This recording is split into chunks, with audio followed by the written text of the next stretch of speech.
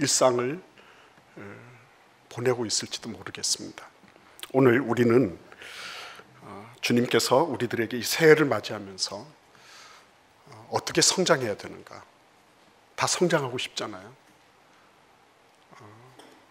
가게를 운영을 해도 우리 가게의 매출이나 여러 가지 모든 그런 그 사업의 지표들이 성장하기를 바라는 것 아니겠습니까? 부모님들은 자녀들이 학업에서나 모든 영역에서 심지어는 그 키가 자라는 것도 그런 것도 다 원하고 있지 않겠어요? 그 원치 않는 부모가 어디 있겠습니까? 하나님께서도 마찬가지죠. 하나님께서도 우리가 영적으로 성장하기를 원하시는 거예요. 근데 영적인 성장을 저해하는 요소들이 있어요. 우리가 오늘 이 본문 말씀을 통해서 그 무엇이 이런 것들을 저해하나 우리가 그 원인을 살펴보게 될 것입니다. 그리고 그러한 원인을 그러면 어떻게 문제를 해결해 나갈 것인가, 그리고 문제를 해결한 다음에 우리가 받아 누릴 그런 은혜와 복이 무엇인가 하는 것을 우리가 살펴보도록 하겠습니다. 오늘 본문에 나오는 이 시편 119편 161절에서 168절의 시인도 역시 마찬가지예요. 이 사람도 예외 없이 부정적인 신호에 노출되어 있었던 그런 사람입니다. 그가 어떤 부정 신호를 받았는지 우리가 한번 성경을 찾아볼까요? 161절을 읽겠습니다. 고관들이 거짓으로 나를 핍박하오나 나의 마음은 주의 말씀만 경외하나이다. 고관들이니까 아무래도 권력자들이겠죠. 그런 권력자들이 거짓으로 핍박을 하는 거예요. 어떤 정당한 문제가 있어서 거기에 어떤 법리적으로 문제가 있고 그 여러 가지 법을 적용해서 문제가 있다, 네가 범죄 행위가 있다, 그래서 핍박받는 건 어떻게 하겠어요? 당연히 받아야 되죠. 그런데 거짓으로 핍박을 하는 거예요.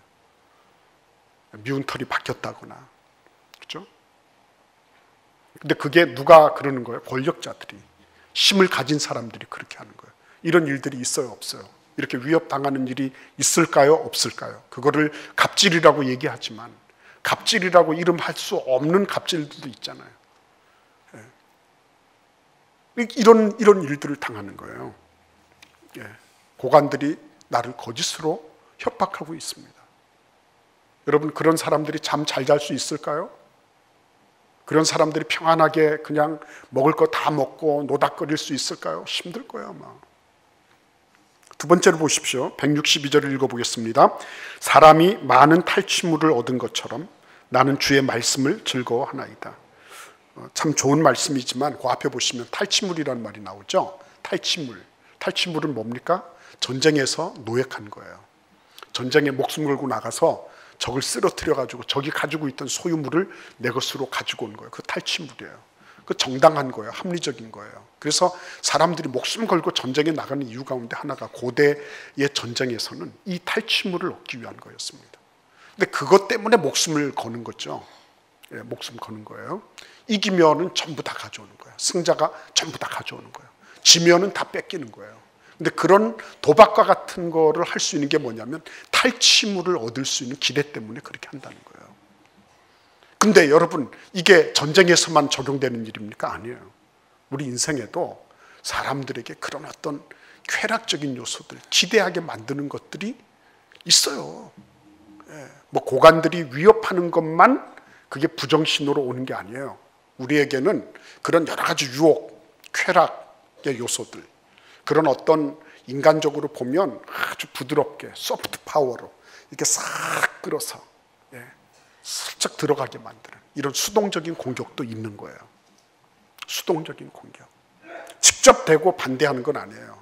하나님 말씀에 다가가지 못하도록, 신앙생활 하지 못하도록 이렇게 하지 않아요. 그런데 내가 그런 것들보다 더 솔깃하게 느껴지는, 달콤하게 여겨지는 이런 것들이 살살살살 들어와요. 그거는 우리의 영적인 삶을 공격하고 위협한다고 말하지 않습니다.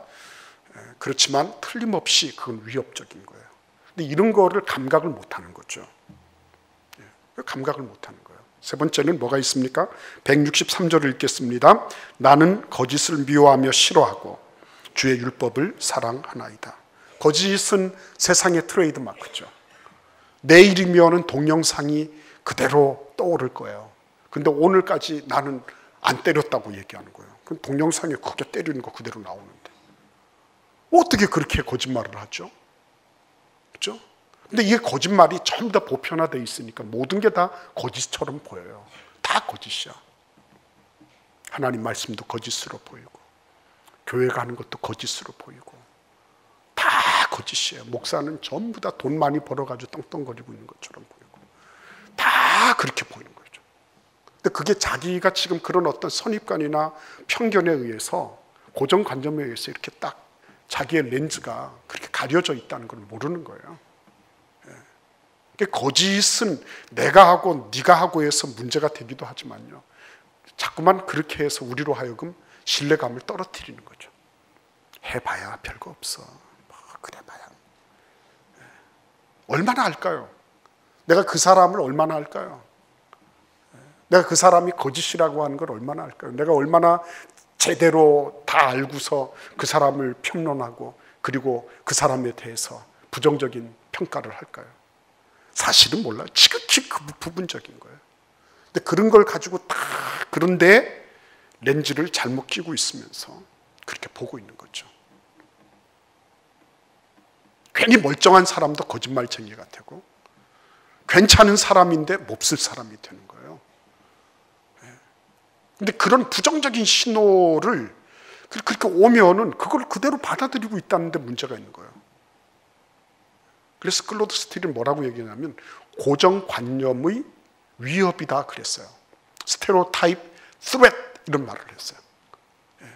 고정관념이 그냥 위협한다는 게 돈이 없고 뭐가 없어서 위협을 당하는 게 아니고 실제적으로는 고정관념 때문에 그런 위협을 당하고 있는데 위협받는 당사자들이 그러한 것들을 제대로 알아채지 못하고 그 위협에 그대로 굴복해 버리는 거예요. 제대로 검증도 한번 안 해보고 제대로 내가 버텨내려고 그런 것들을 거절해보지도 못하고 찍소리하지 못하고 그런 고정관념에 그대로 엎어져서 그대로 가고 있는 거예요. 안타까운 일 아닙니까, 여러분? 이전에 우리나라의 사법고시는 거의 남학생들이 다 주도한다고 생각했어요. 어느 순간 보니까 여초 현상이 거기도 일어났어요. 고정관념이 뒤바뀌었으니까. 야, 여자들이 뭘 해? 여자들이 하면 뭘 하겠어? 이런 고정관념들. 근데 그런 고정관념들이 꺾이고 나니까 지금이야 뭐 사법고시가 없어졌지만 그랬어요, 여러분. 고정관념은 제가 볼 때는 위협 정도가 아니에요. 이런 고정관념에 얽어매여 있는 거. 권력자들이 윽박지르면 거기 어떻게 해서든 빌붙어서 내가 살아야 되니까. 그런 어떤 쾌락이나 이런 것들에 그냥 끌려가서 이렇게 타협해버리고 거짓의 그런 어떤 그 고정관념을 그대로 뒤집어 쓰고 모든 것을 그런 눈으로 판단하고 다 거짓인 것처럼 그렇게 여기고 그 위협 정도가 아니에요. 그거는 치명적인 겁니다. 그거는 성장할 수가 없어요. 그런 사람들은요, 자기 고정관념을 벗어던지지 않으면은 절대로 성장 못해요. 그 관점 그대로 가지고 가서 관까지 가는 거죠. 너무 서글프지 않습니까? 인생이 그렇게 된다고 하는 게 얼마나 아픈 거예요. 우리가 독서를 하는 이유가 어디 있습니까? 우리가 서로 만나서 대화를 나누고 서로 교우 간에 서로 신앙생활 속에 구역생활을 하면서 모임을 가지면서 서로 삶을 나누고 하는 이유가 어디 있어요? 그런 것들이 깨지는 거거든요. 아, 저 사람 참 왜 저렇게 하고 다닐까 생각했는데 알고 보니까 그게 아니에요. 제가 이전에 한번 말씀드렸죠. 항상 이렇게 손 이렇게 집어넣고 다니면서 악수를 하자 그래도 항상 한 손으로만 이렇게 했던 분. 제가 속으로 얼마나 정죄했는지 몰라요. 저 사람 건방지다고. 알고 보니까 이분이 의족을 끼고 있는 거예요. 의족 끼고, 그러면 의족 끼고 흔들흔들 하면서 이러고 다닐까요? 저도 만약에 의족을 끼면 이렇게 하고 다닐 거예요. 제가 얼마나 회개했는지 모릅니다. 우리가 그런 회개의 요소들이 비단 그런 데만 있는 게 아니에요. 부부 간에도, 부모 자식 간에도, 성도 간에도 잘못된 선입관, 잘못된 고정관념 그거 가지고 평생을 가는 거, 그게 지조가 있는 게 아닙니다. 성장하지 못했기 때문에. 자기의 그 잘못된 렌즈를 벗어 던지려고 하지 않기 때문에 위협 정도를 받는 게 아니라 그냥 그대로 그냥 치명적인 그런 상처를 입고 그냥 그대로 죽는 것밖에 없어요. 바뀌지 않으면 죽는 것입니다. 여러분 기억하셔야 돼요. 벗어 던지지 않으면 죽는 거예요, 이거는. 그래서 여러분 오늘 여기 보시면 아주 중요한 말씀하고 있죠. 161절을 한 번 더 읽어보겠습니다. 고관들이 거짓으로 나를 핍박하오나 나의 마음은 주의 말씀만 경외하나이다. 지금 어디에 가 있습니까? 주의 말씀으로 이렇게 딱 가 있어요. 부정적인 신호가 들어올 때 중요한 건 뭐냐면 그것을 차단해내는 거예요. 차단해야 됩니다. 너는 안 돼. 너는 네가 무슨 신앙생활 한다 그래. 네가 무슨 말씀 묵상한다 그래. 네가 무슨 교회 일. 야 너는 네 앞가림이나 잘해. 무슨 교회 일 한다 그래. 그렇죠?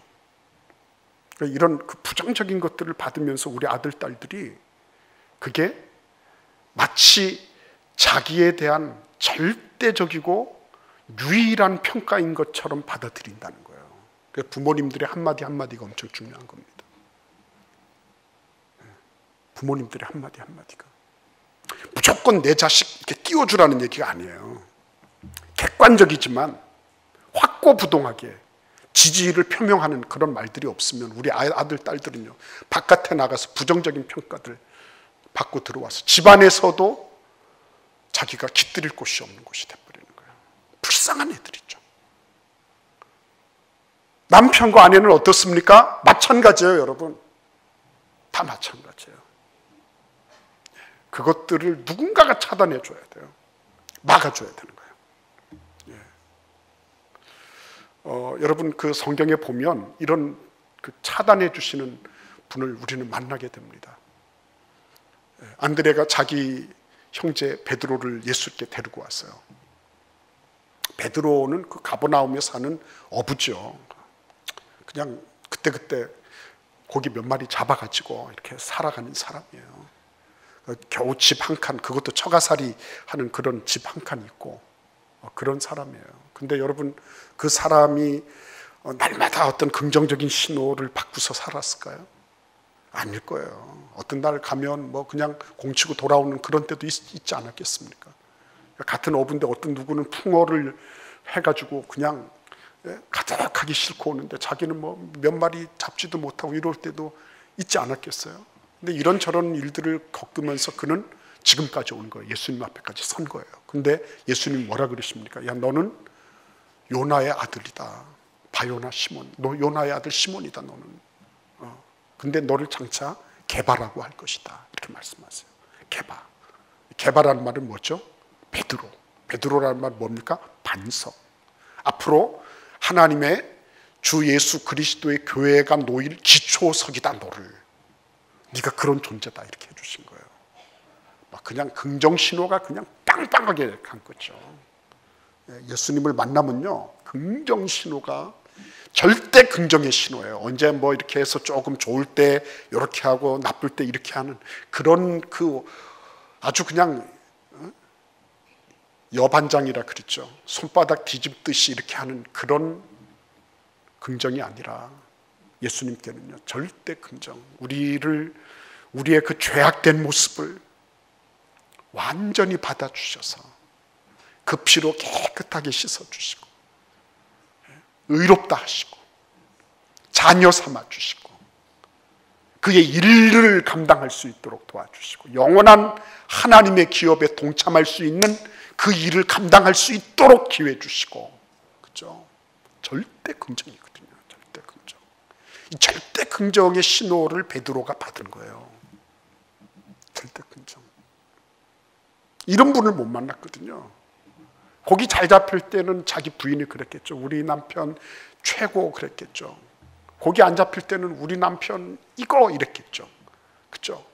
왔다 갔다 하지 않았겠습니까? 그 부인이 잘못된 게 아니라 인간이 원래 그런 거예요. 인간이. 근데 여러분 그런 상황에서 베드로가 절대 긍정하시는 예수를 만난 거죠. 얼마나 놀라웠겠습니까?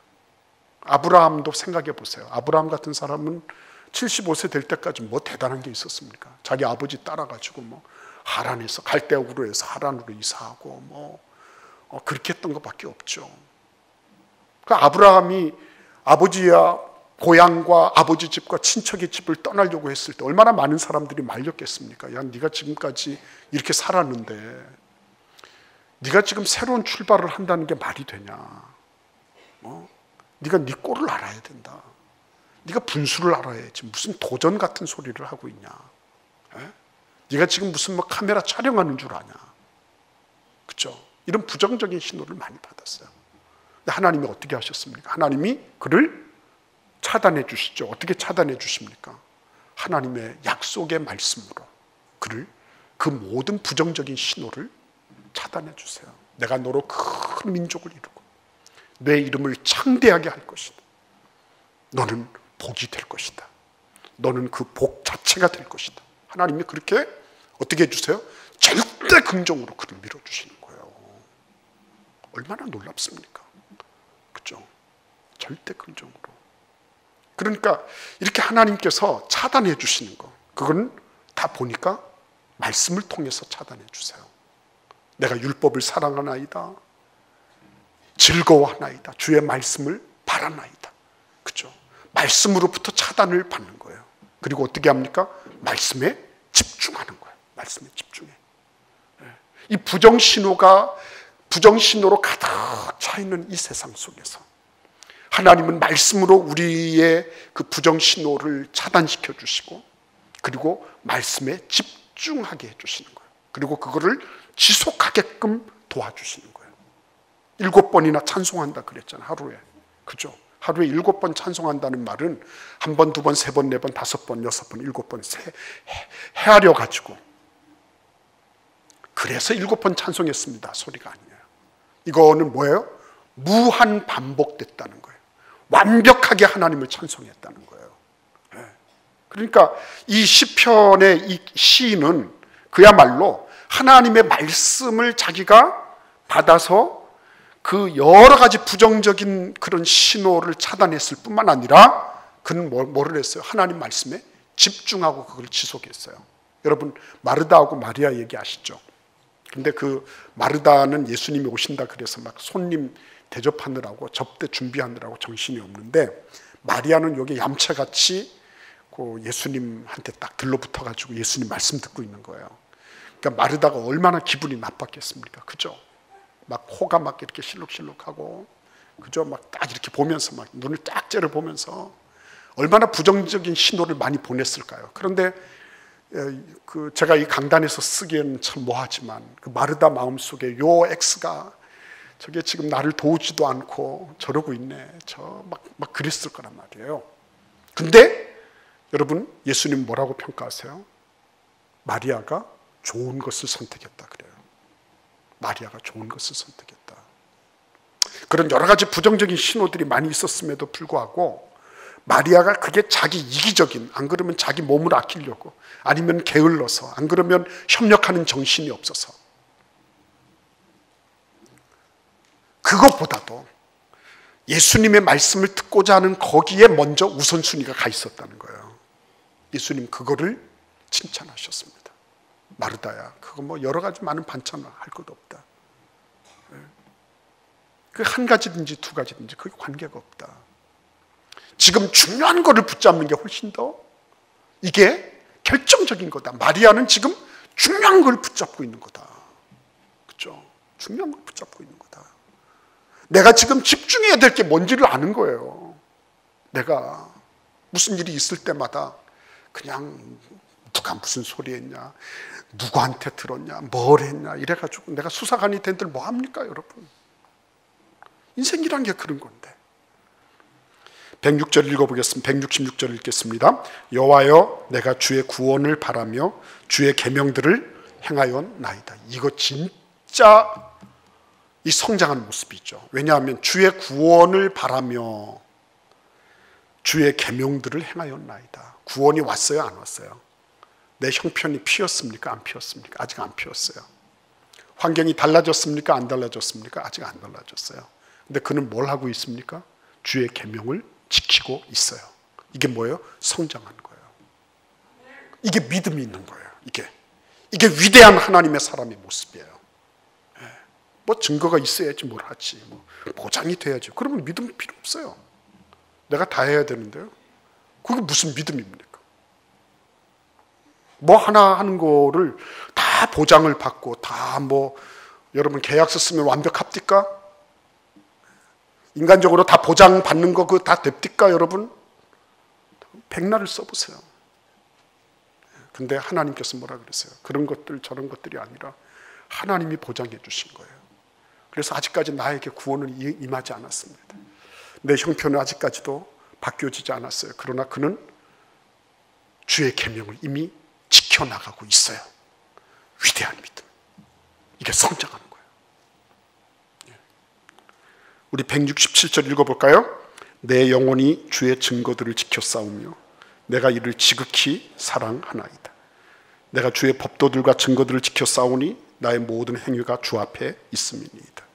사랑한다 그랬어요. 사랑하면 어떻게 되죠? 경계가 없어지잖아요. 사랑하면 경계가 없어져요. 뭐 무슨 조건이 있어서 뭐 무슨 일을 한다, 무엇 때문에 한다, 때문에 한다. 그거는 조건이 있는 거예요. 근데 이런 조건 저런 조건 없어도 사랑하기 때문에 그냥 하는 거예요. 우리 예수님께서 너희들이 다 내게로 와, 내게로 오라 그랬지만 너희들이 안 오면 나는 십자가에서 난 안 죽는다. 너희들이 이 조건을 지켜줘야지 내가 간다. 이렇게 하지 않으셨어요. 그분은 당신의 길을 그냥 걸어가신 거예요. 그렇죠? 왜? 사랑하셨으니까. 사랑은 계약하거나 이런 게 필요하지 않아요. 사랑은 사랑 그 자체로 이미 보상이 되는 거예요. 그렇기 때문에 네가 어떻거나 내가 어떻거나 뭐 이런 거에 걸릴 이유가 없어요. 그렇죠? 교회에 대해서도 마찬가지예요. 교회에 대해서도 진짜 사랑해 보세요. 주 예수 그리스도의 몸이잖아요. 그리스도 예수의 몸을 진짜 사랑해 보세요. 내가 사랑할 수 있는 자체가 은혜예요. 나에게는 공동체가 주어진 게 축복이에요. 내 옆에서 이런저런 우리 구역장, 우리 권찰, 우리 담당 권사님들, 우리 담당 목사님들, 교구장 목사님들 너무너무 감사한 거예요. 여러분, 하나님께서 이 성장시켜 주신다고 하는 것이 그게 꼭 어떤 외적인 지표만 있는 것이 아니다.